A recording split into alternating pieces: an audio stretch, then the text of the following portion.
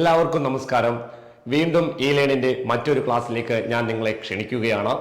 നമ്മൾ നമ്മുടെ ചാനലിലൂടെ നോക്കിക്കൊണ്ടിരിക്കുന്നത് യൂണിഫോം തസ്തികയിലേക്കുള്ള എക്സാമുകൾക്ക് വേണ്ടിയുള്ള സ്പെഷ്യൽ ടോപ്പിക്സുകളെ പറ്റിയാണ്. Kerala fire force, CPO, WCPO, IRB, civil excise officer എന്നീ എക്സാമുകൾക്ക് തയ്യാറെടുക്കുന്ന ഉദ്യോഗാർത്ഥികൾക്ക് വേണ്ടിയുള്ള സ്പെഷ്യൽ ടോപ്പിക്സുകളാണ് നമ്മുടെ ചാനലിലൂടെ നമ്മൾ നിങ്ങൾക്ക് വേണ്ടി നൽകിക്കൊണ്ടിരിക്കുന്നത്. അപ്പോൾ ഈ എക്സാമുകൾക്കെല്ലാം കോമൺ ആയിട്ട് ചോദിക്കുന്ന സ്പെഷ്യൽ ടോപ്പിക്സിൽ നിന്ന് ഒരു ഭാഗമായിരുന്നു ഏത് IT ആക്ട്. നമ്മൾ IT ആക്ടിന്റെ 1ഉം 2ഉം ഭാഗങ്ങൾ കംപ്ലീറ്റ് ആക്കി. ഇനി അവസാനത്തെ ഭാഗത്തിലേക്ക് നമ്മൾ എത്തുകയാണ്. നിങ്ങളുടെ സംശയം നമ്മൾ എല്ലാ എക്സാമുകളുടെയും സ്പെഷ്യൽ ടോപ്പിക്സുകൾ കംപ്ലീറ്റ് ആക്കുമോ എന്നതാണ്. തീർച്ചയായിട്ടും നമ്മുടെ ചാനലിലൂടെ എല്ലാ ഭാഗത്തു നിന്നും എല്ലാ എക്സാമുകളുടെയും സ്പെഷ്യൽ ടോപ്പിക്സ് നമ്മൾ എന്ത് ചെയ്തിരിക്കും, കംപ്ലീറ്റ് ആക്കിയിരിക്കും. അതേപോലെ പ്രീവിയസ് ഇയർ ക്വസ്റ്റ്യൻസ് നമ്മൾ നമ്മുടെ ചാനലിലൂടെ നമ്മൾ ചർച്ച ചെയ്തിരിക്കും. ഇനി വരാൻ സാധ്യതയുള്ള ചോദ്യങ്ങളെ പറ്റി നമ്മൾ അവലോകനം നടത്തിയിരിക്കും. അങ്ങനെ നമ്മളുടെ എക്സാമിന് തൊട്ട് മുന്നേ നമ്മൾ എല്ലാ കാര്യങ്ങളും കവർ ചെയ്തിട്ടായിരിക്കും നമ്മളുടെ ക്ലാസ്സുകൾ നിർത്തുന്നത്. അപ്പോൾ പുതിയൊരു ക്ലാസ്സിലേക്ക് വീണ്ടും ഞാൻ നിങ്ങളെ സ്വാഗതം ചെയ്യുകയാണ്. ഞാൻ നിങ്ങളോടൊപ്പം സൂരജാണ്. നമുക്ക് തുടങ്ങാം. IT ആക്ടിന്റെ 3ാമത്തെ ഭാഗമാണ്. നോക്കാം IT ആക്ട് പാർട്ട് 3.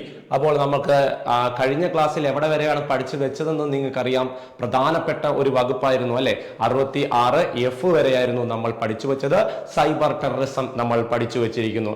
ഈ ക്ലാസ് കാണുന്ന സമയത്തും നമ്മളുടെ ടെലിവിഷൻ ചാനലുകളിലെല്ലാം നിങ്ങൾ കാണുന്ന ഒരു ന്യൂസ് IT ആക്ടുമായി ബന്ധപ്പെട്ട ഒരു കേസിനെ പറ്റിയാണ് അല്ലെ. വളരെ പ്രധാനപ്പെട്ട ഒരു ചർച്ച ഇപ്പോൾ നടന്നുകൊണ്ടിരിക്കുകയാണ്.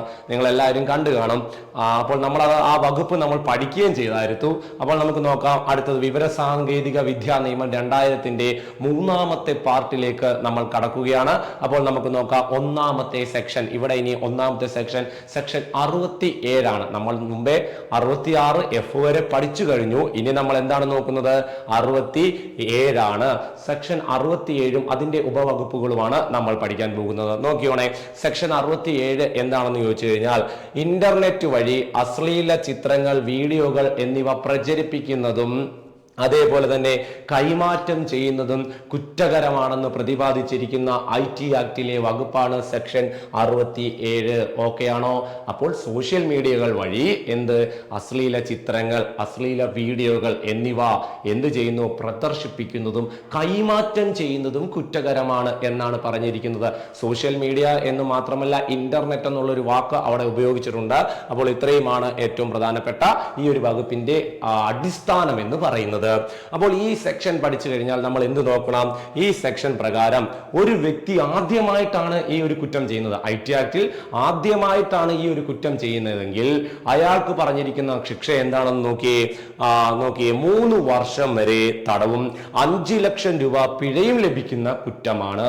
അപ്പോൾ 3 വർഷം വരെ തടവും 5 ലക്ഷം രൂപ പിഴയും ലഭിക്കുന്നത് കണ്ടോ. നമ്മൾ കഴിഞ്ഞ ക്ലാസ്സിലും പറഞ്ഞായിരുന്നു, IT ആക്ടിന്റെ സെക്ഷൻസ് പഠിക്കുന്ന സമയത്ത് നമ്മൾ എല്ലാവരും വളരെ വൃത്തിയായിട്ട് നമ്മൾ പഠിച്ചു വെക്കണം ശിക്ഷകളെ കുറിച്ച്, അല്ലെങ്കിൽ നമ്മുടെ കൈ വിട്ടു പോകുമെന്ന് നമ്മൾ കഴിഞ്ഞ ക്ലാസ്സിലും പറഞ്ഞതാണ്. അപ്പോൾ 67ന്റെ ശിക്ഷ ആദ്യമായിട്ടാണ് ഒരാൾ ചെയ്യുന്നതെങ്കിൽ 3 വർഷം വരെ തടവും 5 ലക്ഷം രൂപ പിഴയും ലഭിക്കുന്നതാണ് എന്നതാണ് ഓർത്തിരിക്കുക. അടുത്ത നോക്കിയേ, ആ പ്രതി തന്നെ വീണ്ടും കുറ്റം ആവർത്തിക്കുകയാണെങ്കിൽ, അയാൾ തന്നെ വീണ്ടും ഒരു കുറ്റം ചെയ്യുകയാണെങ്കിൽ അങ്ങനെ ആ ചെയ്യുന്ന പ്രതിക്ക് കിട്ടുന്ന ശിക്ഷ മാറ്റമുണ്ടാകുമല്ലോ. ഉറപ്പായിട്ടും മാറ്റമുണ്ടാകുന്നു. 5 വർഷം വരെ തടവും 10 ലക്ഷം രൂപ പിഴയും ലഭിക്കുന്ന കുറ്റമാണ് എന്ന് പറയുന്നു. കൂടാതെ ഈ കുറ്റത്തിന് എന്ത് കിട്ടത്തില്ല, ജാമ്യം കിട്ടുന്നതല്ല എന്നും ഓർത്തിരിക്കുക. അതെന്താണെന്ന് നമ്മൾ മുന്നോട്ട് വരുമ്പോൾ ഒരു സെക്ഷന്റെ കീഴിൽ തന്നെ നമ്മൾ പഠിക്കും. അപ്പോൾ നിങ്ങൾക്ക് ഒരു കാര്യം മനസ്സിലായി കാണുമല്ലോ. എന്താണ്, രണ്ടാമത് ആവർത്തിക്കുമ്പോൾ എന്ത് കിട്ടുന്നില്ല, ജാമ്യം കിട്ടുന്നില്ല. അവിടെ നിങ്ങൾ വളരെയധികം ശ്രദ്ധിക്കേണ്ട ഒരു കാര്യമുണ്ട്. എന്താണെന്ന് ചോദിച്ചു കഴിഞ്ഞാൽ, ഇവിടുത്തെ ശിക്ഷ നോക്കിയേ, 3 വർഷത്തിൽ നിന്നും എത്രയായി മാറി, 5 വർഷം വരെ ആയി എന്ന് പറയുമ്പോഴാണ് ഇത് എന്തില്ലാത്ത കുറ്റമായത്, ജാമ്യം ലഭിക്കാത്ത കുറ്റമായത്. അപ്പോൾ ഓർത്തോണം, 3 വർഷം വരെ ആയപ്പോൾ എന്തിനെ കുറിച്ച് പറഞ്ഞില്ല, ജാമ്യത്തെ കുറിച്ച് പറഞ്ഞില്ല. പക്ഷെ അത് 5 വർഷമായപ്പോൾ എന്തിനെ കുറിച്ച് പറയുന്നു, ജാമ്യം ലഭിക്കുന്നില്ല എന്ന് പറയുന്നു. ഉള്ളിൽ വെച്ചേക്കുക, ഓർത്തു വെച്ചിരിക്കുക. അപ്പോൾ നമുക്ക് മുന്നോട്ട് പോകുമ്പോൾ ഒരു സെക്ഷന്റെ കീഴിൽ അത് എടുത്തു നമുക്ക് പറയാം. അപ്പോൾ ഇനി അടുത്ത ഭാഗത്തിലേക്ക് നമുക്ക് കടക്കാം. എന്താണെന്ന് നോക്കാം. സെക്ഷൻ 67A ആണ്. സെക്ഷൻ 67A എന്താണെന്ന് നമുക്ക് നോക്കാം. സെക്ഷൻ 67A എന്ന് പറഞ്ഞു കഴിഞ്ഞാൽ അശ്ലീല കാര്യങ്ങൾ ഇലക്ട്രോണിക് മാധ്യമങ്ങളിലൂടെ പ്രസിദ്ധീകരിക്കുന്നതും പ്രചരിപ്പിക്കുന്നതിനെയും വിളിക്കുന്ന പേരാണ് പോണോഗ്രഫി. അപ്പോൾ ഇത്രയേ ഉള്ളൂ. അശ്ലീല ചിത്രങ്ങൾ, വീഡിയോകൾ എന്നിവ എന്ത് ചെയ്യുന്നു? ഇന്റർനെറ്റ് വഴി എന്ത് ചെയ്യുന്നു? അല്ലെങ്കിൽ ഇലക്ട്രോണിക് മീഡിയ വഴി എന്ത് ചെയ്യുകയാണ്? പ്രചരിപ്പിക്കുന്നത്, പുറത്തുവിടുന്നത്, പരസ്യപ്പെടുത്തുന്നത്. ഇങ്ങനെയുള്ള കാര്യങ്ങളെ IT ആക്ട് പ്രകാരം പറയുന്ന പേരാണ് എന്ത്? പോണോഗ്രഫി. അപ്പോൾ ഇത്രയേ ഉള്ളൂ. 67A ആണ് എന്ത്? പോണോഗ്രഫി. ഓർത്തിരിക്കുമല്ലോ, മറന്നു പോകത്തില്ലേ? 67ന്റെ കീഴിൽ വ്യക്തമായിട്ട് പ്രതിപാദിച്ചിരിക്കുന്ന മറ്റൊരു കാര്യമാണ്, നോക്കിയോ, സോഷ്യൽ മീഡിയകൾ വഴിയോ ഇന്റർനെറ്റ് വഴിയോ ചിത്രങ്ങൾ, വീഡിയോകൾ എന്നിവ കാണുന്നതും ഡൗൺലോഡ് ചെയ്യുന്നതും പ്രചരിപ്പിക്കുന്നതും കുറ്റകരമാണ്. നമ്മൾ മുമ്പേ പറഞ്ഞത് തന്നെയാണ്. അശ്ലീല ചിത്രങ്ങൾ, വീഡിയോകൾ എന്നിവ ഇന്റർനെറ്റ്, സോഷ്യൽ മീഡിയ എന്നിവ വഴി പ്രചരിപ്പിക്കുന്നതും എന്താണ്? കുറ്റകരമാണെന്നാണ് ഇവിടെ പറഞ്ഞിരിക്കുന്നത്. അത് തന്നെയാണല്ലോ ഞാൻ ആദ്യമേ പറഞ്ഞത്, എന്താണ് പോണോഗ്രഫി എന്ന്. അത് തന്നെയാണ് ഈ ഒരു സംഭവം. ഒന്നുമില്ല, ഓർത്തിരുന്നാൽ മതി. ഇതിന്റെ ശിക്ഷ ഓർത്തോണം. ഇതിന്റെ ശിക്ഷ പറയുന്നത് എത്ര വർഷമാണ്? 5 വർഷമാണ്. 5 വർഷം വരെ തടവും എത്ര ലക്ഷം രൂപയാണ്? 10 ലക്ഷം രൂപ പിഴയും ലഭിക്കുന്ന കുറ്റകൃത്യമാണ് ഇത്. അപ്പോൾ എത്രയാണ്? 5 വർഷം വരെ തടവും 10 ലക്ഷം രൂപ പിഴയും ലഭിക്കുന്ന കുറ്റമാണ് ഏതെന്ന് പറയുന്നത്? പോണോഗ്രഫി. 67A എന്ന് പറയുന്നത്. മനസ്സിലായി എന്ന് കരുതുന്നു. നോക്കി, ഇത് വീണ്ടും ആവർത്തിക്കപ്പെടുന്നതിനെ കുറിച്ച് പറയുന്നു. അപ്പോൾ ഇപ്പോൾ കാര്യം മനസ്സിലായി കാണുമല്ലോ. 67ലേക്ക് വന്നപ്പോൾ ആവർത്തിക്കപ്പെടുകയാണെങ്കിൽ അതിനെ പറ്റി കൃത്യമായിട്ട് എന്ത് പറയുന്നുണ്ട്? ശിക്ഷകൾക്ക് മാറ്റമുള്ളതിനെ പറ്റി പറയുന്നുണ്ട്. അപ്പൊ നമുക്ക് നോക്കാം. ഈ വ്യക്തി വീണ്ടും കുറ്റം ചെയ്യുകയാണെങ്കിൽ അയാൾക്ക് ലഭിക്കുന്ന ശിക്ഷ നോക്കിയേ, എത്രയായി മാറിയിരിക്കുന്നു? 7 വർഷം വരെ ആയിരിക്കുന്നു. എത്ര ലക്ഷം രൂപ തന്നെയാണ്? 10 ലക്ഷം തന്നെയാണ്. അതിന് മാറ്റമില്ല. പക്ഷെ അനുഭവിക്കേണ്ട തടവ് ശിക്ഷ അല്ലെങ്കിൽ ജയിൽ ശിക്ഷ എത്രയായി മാറിയിരിക്കുന്നു? 7 വർഷം വരെ ആയിരിക്കുന്നു. കൂടാതെ തന്നെ പോലീസിന് എന്ത് ചെയ്യാൻ പറ്റുന്നു? വാറന്റ് ഇല്ലാതെ തന്നെ അറസ്റ്റ് ചെയ്യാൻ പറ്റുന്നു. എന്തില്ല? വാറന്റ് ഇല്ലാതെ തന്നെ ഒരാളെ അറസ്റ്റ് ചെയ്യാൻ പറ്റുന്ന വകുപ്പാണ് കുറ്റം. പോണോഗ്രഫി ആവർത്തിക്കുകയാണെങ്കിൽ ചെയ്യുന്നത്.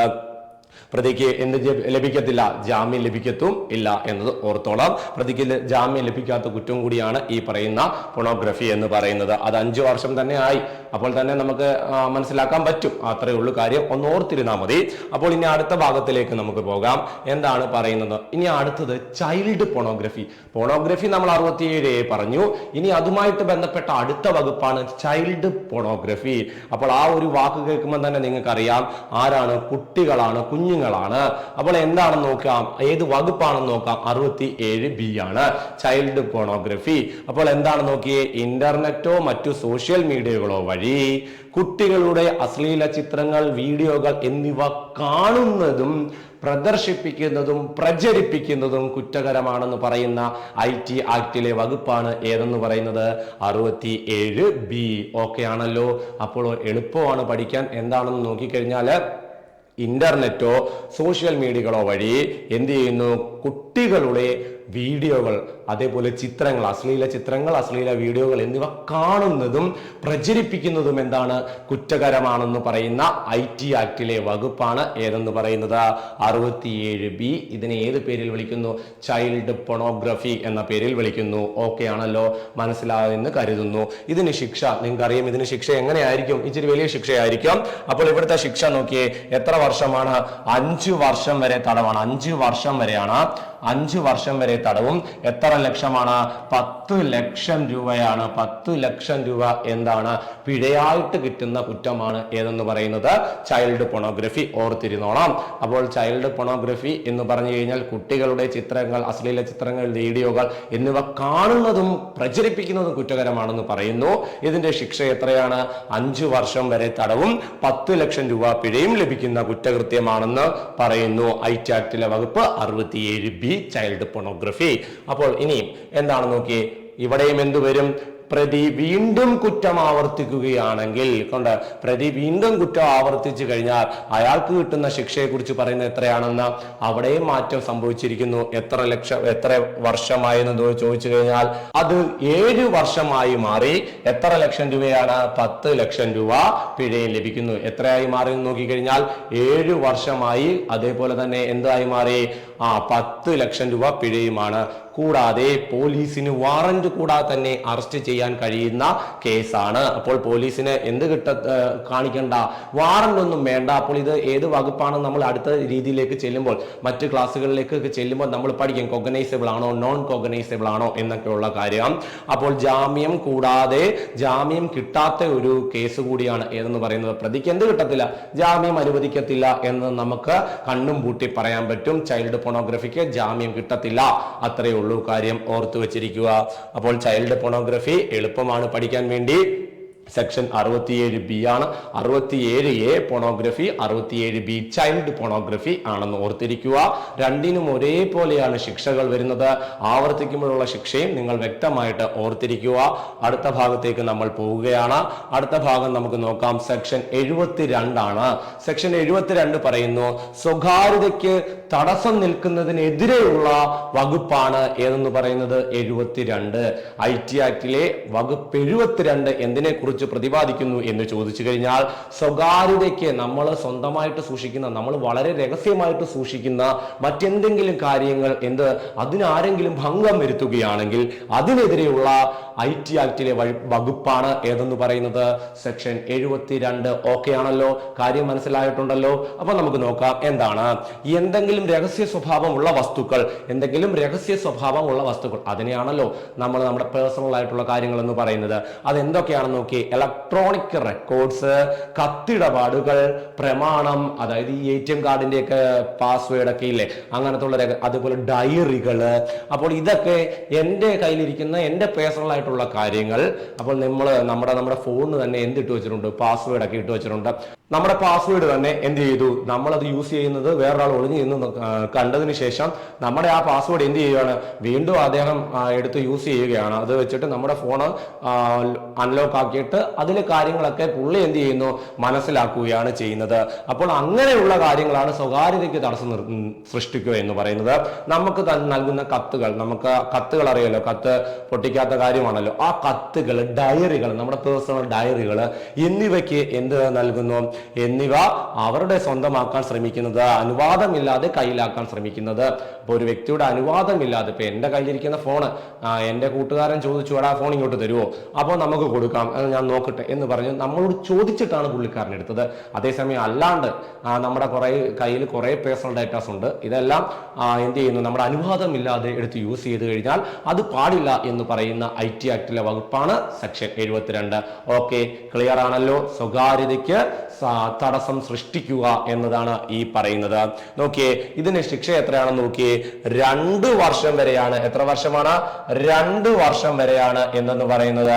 തടവ് എത്ര ലക്ഷം രൂപയാണ്? 1 ലക്ഷം രൂപയാണ്. 1 ലക്ഷം രൂപ പിഴയോ അല്ലെങ്കിൽ എന്താണെന്ന് നോക്കിയേ, ഇവ രണ്ടും ഒരുമിച്ചോ ലഭിക്കുന്നു. നോക്കിയേ, ഇവ രണ്ടും ഒരുമിച്ചോ ലഭിക്കുന്നു, അല്ലെങ്കിൽ ഇവ ഒരുമിച്ചോ ലഭിക്കുന്നു എന്ന കാര്യം ഓർത്തു വെച്ചിരിക്കുക. അപ്പോൾ നമ്മൾ സെക്ഷൻ 72ലാണ് നമ്മളിപ്പോൾ എത്തിപ്പെട്ടിരിക്കുന്നത്. 72 എന്താണെന്ന് ചോദിച്ചു കഴിഞ്ഞാൽ നമ്മുടെ സ്വകാര്യതയ്ക്ക് തടസ്സം സൃഷ്ടിക്കുന്നതിനെതിരെയുള്ള വകുപ്പാണ്.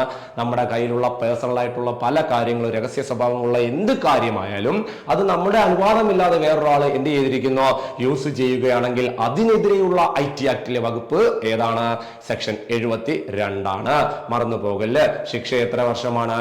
2 വർഷം വരെ തടവോ 1 ലക്ഷം രൂപ പിഴയോ അല്ലെങ്കിൽ എന്ത് ചെയ്യുന്നു, ഇവ രണ്ടും ഒരുമിച്ചോ ലഭിക്കുന്ന IT ആക്ടിലെ വകുപ്പ് കൂടിയാണ് ഏതെന്ന് പറയുന്നത് സെക്ഷൻ 72. ക്ലിയർ ആണല്ലോ. നമ്മളിപ്പം പറഞ്ഞ 72ന്റെ ഒരു പിക്ചറായിട്ട് കാണുന്നത്, നമ്മളുടെ പലർക്കും എന്തുണ്ട്, പെൻഡ്രൈവ്സ് ഉണ്ട്. ആ പെൻഡ്രൈവിനകത്തിലെ പല ഡേറ്റാസുമാണ് നമ്മൾ എന്ത് ചെയ്തിരിക്കുന്നത്, നമ്മൾ സൂക്ഷിച്ചു വെച്ചിരിക്കുന്നത്. ഈ ഡേറ്റാസ് എന്ത് ചെയ്യുന്നു, മറ്റുള്ളവരെ എടുത്തുകൊണ്ട് പോകാൻ ശ്രമിക്കുന്നു. നമ്മുടെ കയ്യിൽ നിന്നുള്ള കാര്യങ്ങളൊക്കെ എടുത്തുകൊണ്ട് പോയി എന്ത് ചെയ്യുന്നു, കണ്ടിട്ടില്ലേ, നമ്മൾ പല ആൾക്കാരും രഹസ്യമായിട്ടുള്ള അവരുടെ വളരെ പ്രധാനപ്പെട്ട കാര്യങ്ങളെല്ലാം സൂക്ഷിക്കുന്നത് ചിലപ്പം പെൻഡ്രൈവ്സിലായിരിക്കും, അതേപോലെ SD കാർഡ്സിലൊക്കെ ആയിരിക്കും. അത് നമ്മുടെ അനുവാദമില്ലാതെ ഒരാൾ എടുത്തുകൊണ്ട് പോവുകയാണ്, അത് കൊണ്ടുപോയിട്ട് അത് യൂസ് ചെയ്യുകയാണെങ്കിൽ അത് ഏത് വകുപ്പിന് കീഴിലാണ്? സെക്ഷൻ 72. അതാണ് ഈ കാണിച്ചിരിക്കുന്നത്. അപ്പോൾ അത് ഓർത്ത് വെച്ചിരിക്കുക. ഇനി അടുത്തത് നോക്കിയേ, 77B ആണ്. 3 വർഷം വരെ. ശ്രദ്ധിച്ചോളം, നമ്മൾ തുടക്കത്തിൽ ഒരു കാര്യം പറഞ്ഞായിരുന്നല്ലോ, എന്താണ്, ഈ ആവർത്തിക്കുമ്പോഴാണ് ജാമ്യം അനുവദിക്കുന്നില്ല എന്ന് പറഞ്ഞത്. അപ്പോൾ നമുക്ക് നോക്കാം അതിന്റെ കാരണം എന്താണെന്ന്. നോക്കിയേ, 3 വർഷം വരെ തടവ് ലഭിക്കുന്ന ശിക്ഷകൾക്ക് ജാമ്യം ലഭിക്കുന്നതിനെ പറ്റി പ്രതിപാദിക്കുന്നു.